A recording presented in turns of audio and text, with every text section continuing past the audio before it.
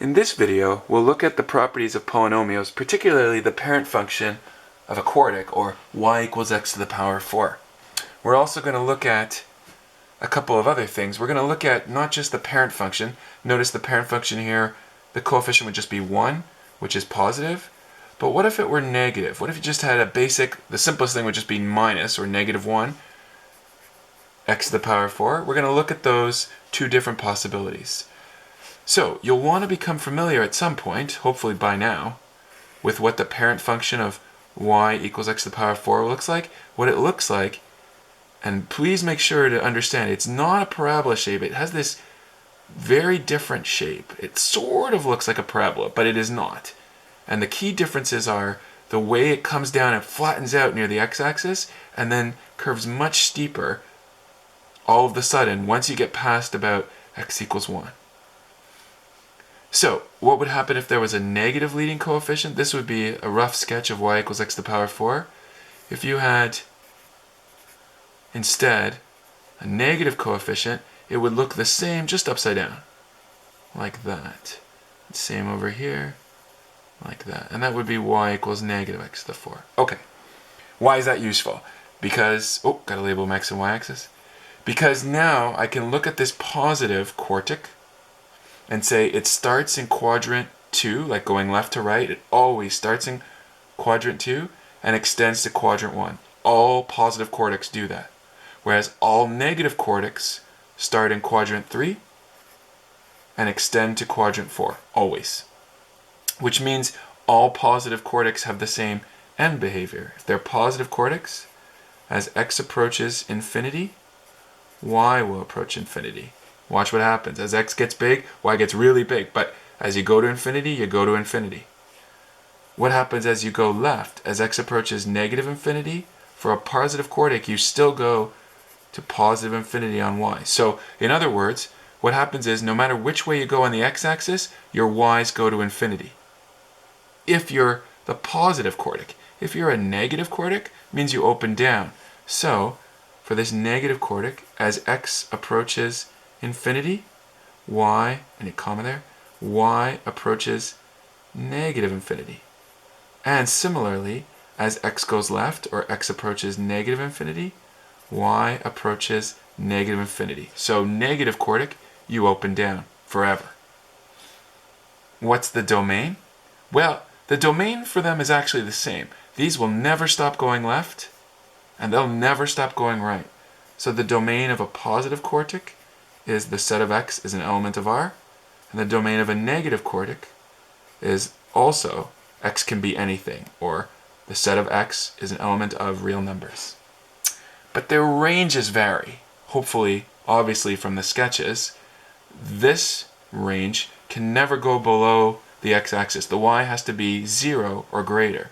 So we write that range is the set of y is such that y is greater than or equal to 0, and y is an element of real numbers. I'll read that again. The range is the set of y is such that y is greater than or equal to 0, and y is an element of real numbers. For the negative quartic, it's similar, just upside down. The y has to be less than or equal to 0. I'll write the range in a little bit of a different format, and I'll have to write a little smaller. I've got less space here. The range is the set of y is an element of real numbers is such that y has to be less than or equal to 0.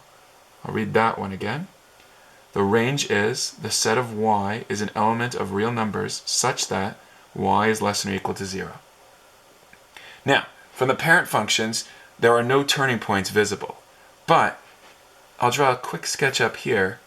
When you end up with more terms here, a typical quartic can have all kinds of twists and turns. In particular, let's say you took this one, you end up with a characteristic shape.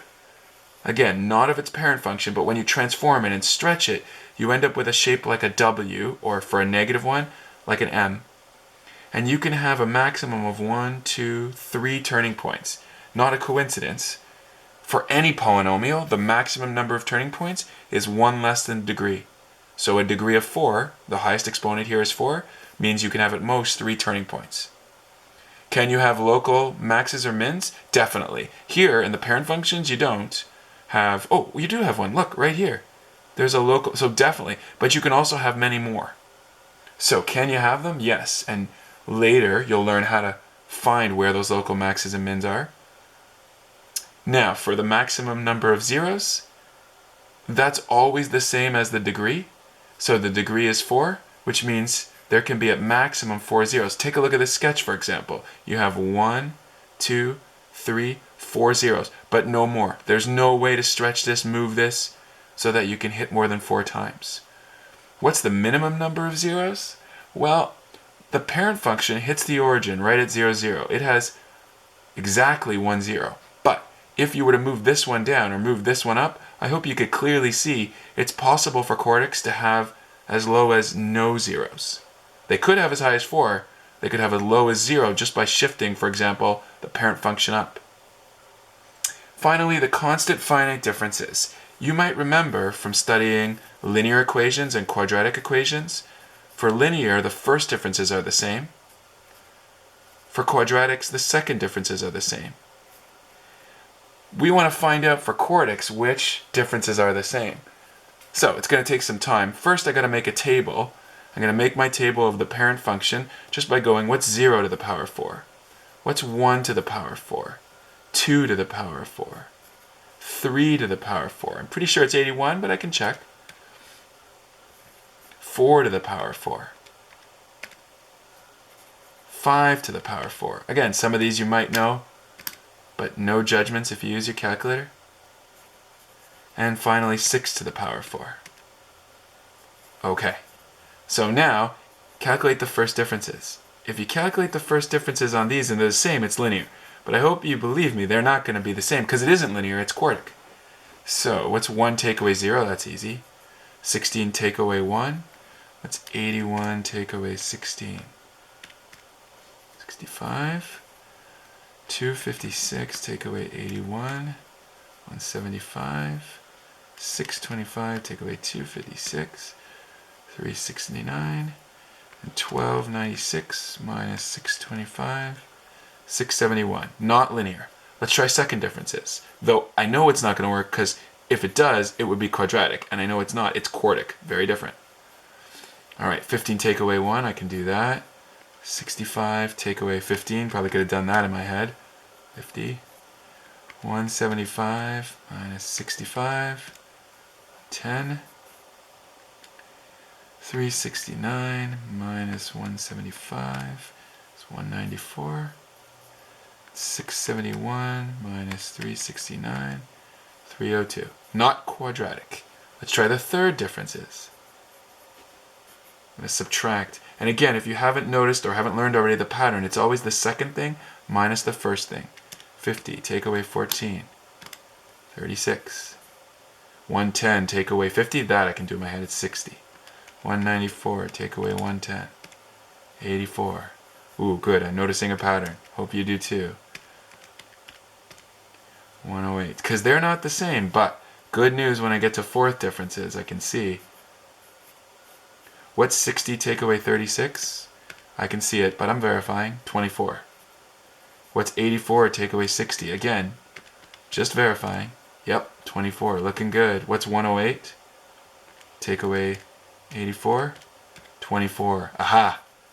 The fourth differences are the same, and so it turns out whatever your degree is, your highest exponent, that's also which differences, in this case the fourth differences, are the ones that are the same in a quartic. So that's properties of polynomials, in particular looking at quartic functions and the focus on the parent quartic function.